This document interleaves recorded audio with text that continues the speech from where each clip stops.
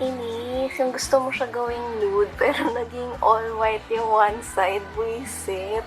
Ang dami kong white talaga kasi white is a safe color. Tapos ayan, init-init ito sa Pinas. So, ayan, natago na yung browns ko. Tingnan mo, gano'n ka-onta yung browns ko. Dati kasi, sobrang ayaw ko ng browns kasi feel ko, pag sumuto ako ng brown, parang feel ko nakahubad ako. But now, I appreciate nudes and the colors and different colors. Kasi yan lang collection ko. I am hoping to expand, pero wala nang space. Pakainis, ba't ang dami kong white? Okay, I'm going to try to add trousers din, yung mga bottoms, para lang magkaroon ng more browns in it. Kasi goal ko talaga yung something like, something aesthetically pleasing. Wow, aesthetics talaga inuuna compared sa anything else. Pero, pakisira ba pag nalagyan ako ng orange? What do you think? Is it too cool? Sige, try natin.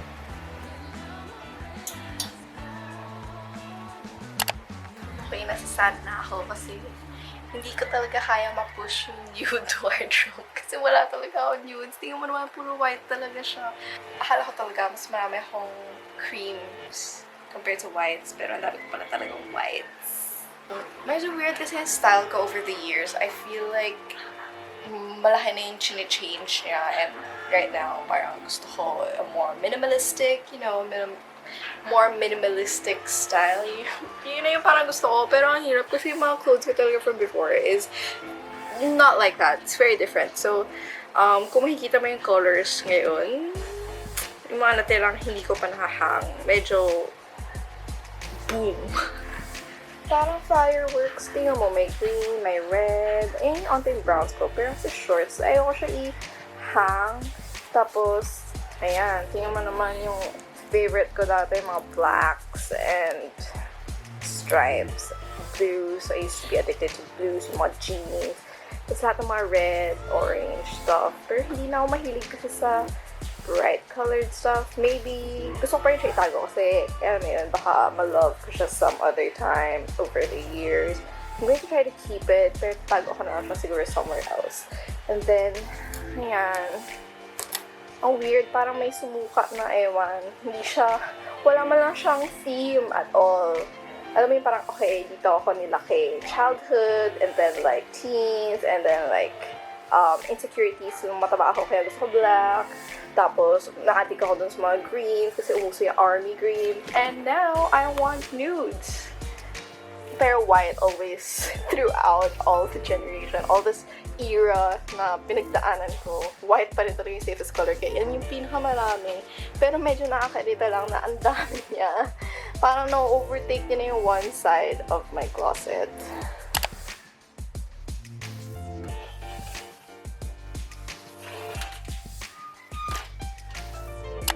Pakita ko pala sa inyo to. This is one hack that I found online and I'm doing it ever since. How to fold a hoodie, properly fold a hoodie. So fold as is. So, ganyan lang. Fold mo yung sleeves mo. Hindi ko alam kung nakikita niyo but I hope you do. But I think you're getting it naman. So, fold as is. Tapos, roll it up. And then, use your hoodie. Tapos, ipasok mo siya sa loob. So, now you have this. One ball of hoodie. And you can see the print or yung color or yung design. So, ang bilis na lang makita. Tapos, compact pa siya.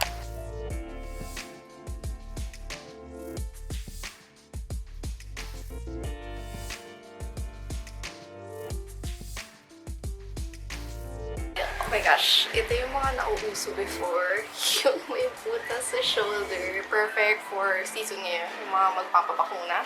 Hindi mo na kailangan i-akit sleeve mo. May butas na para dito. Okay, progress check. I got this from Shopee. So, meron siyang mga drawers. Pero separate mo siya bibilhin. Bumili ako dalawa. Pero na-realize ko na kailangan ko yung other drawer. So, tinanggal ko yung isa and I used it as mga lalagyan ko ng socks. So, yan lahat ng socks ko. Do I need a lot of socks? No. But why do I have a lot of socks? I don't know. Marami lang ako tinanggal na socks na hindi ko ginagamit, pero ang dami pa rin natira. So, di ko gets. Di ko gets ba't ang dami ko pa rin socks. At saka bakit di ko sila matapon. Para naman ginagamit ko sila during the pandemic. Here, lahat na mga dark colors na dito. So, blacks. A lot of blacks. Then, meron mga stripes, mga blues, and then may green sa loob. Hindi na siya ko kita. And then, I wanna show you, medyo nag-improve na yung other side to what I kind of want. So, ayan, diba? Mas may color siya. Although annoying kasi parang yung mata mo pupunta sa orange, hindi dun sa browns. So, medyo fail, pero pwede na, ganun.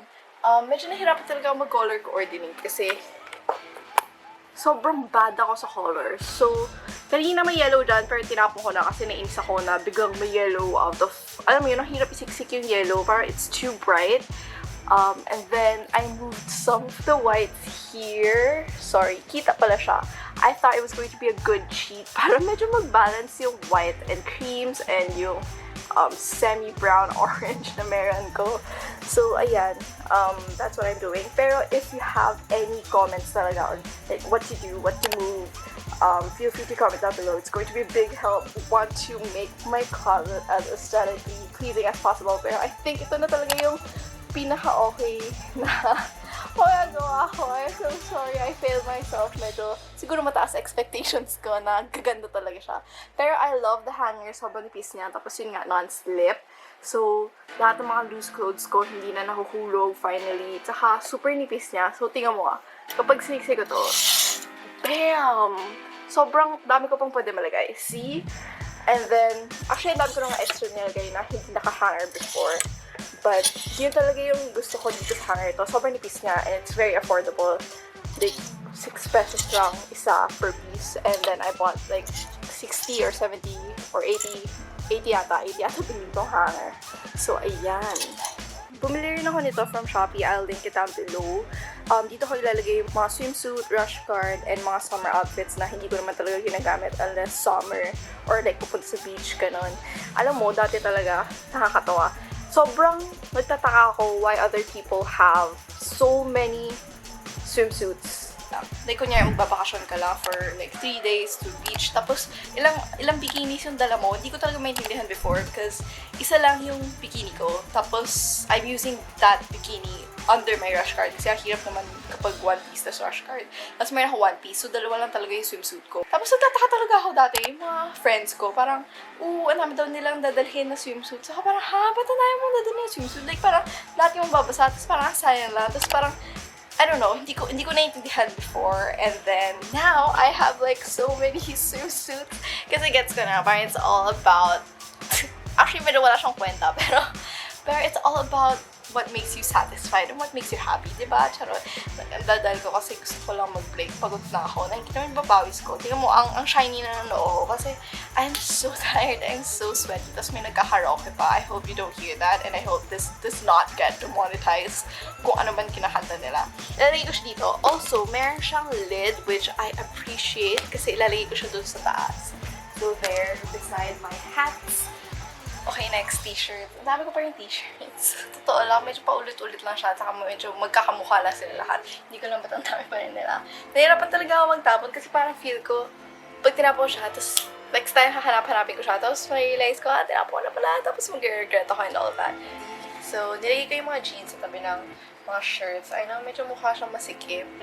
Pero, so, kasi medyo malapit lang siyang kunin. So, I think most of the clothes naman na kinuha ko is like jeans and shirts. So, at least magkalapit na siya. Parang one drawer na lang, parang shoop.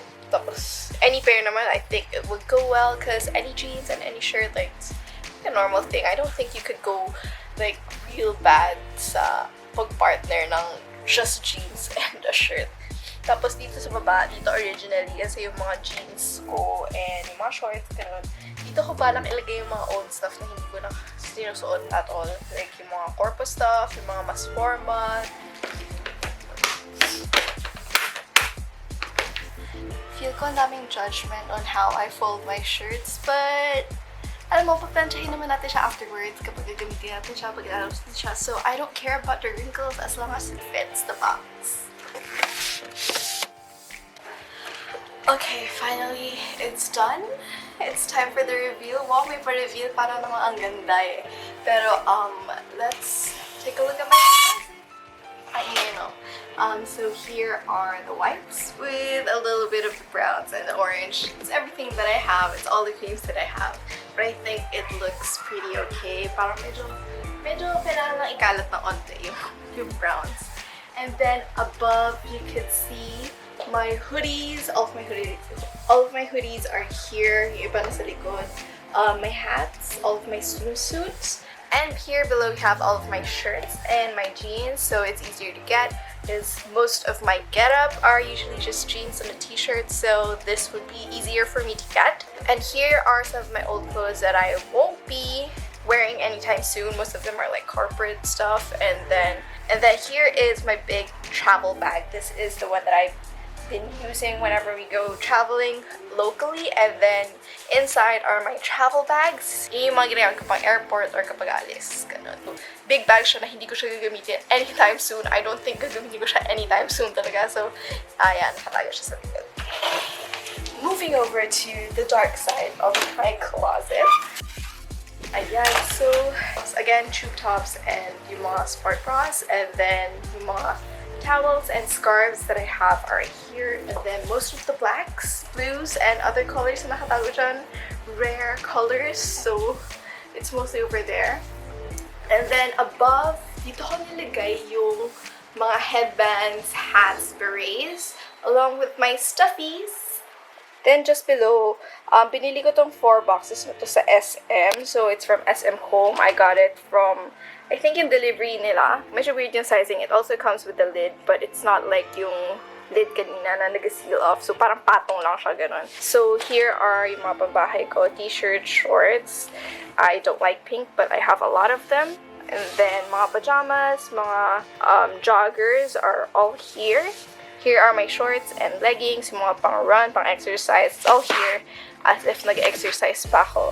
And then, here are all my skirts. Parang naman nag-skirts ako, no? Pero madami talaga skirt. Di ko alam bakit. Siguro may year ako na medyo na-addict ako sa skirts, kaya medyo marami ako nabili. So, that's that.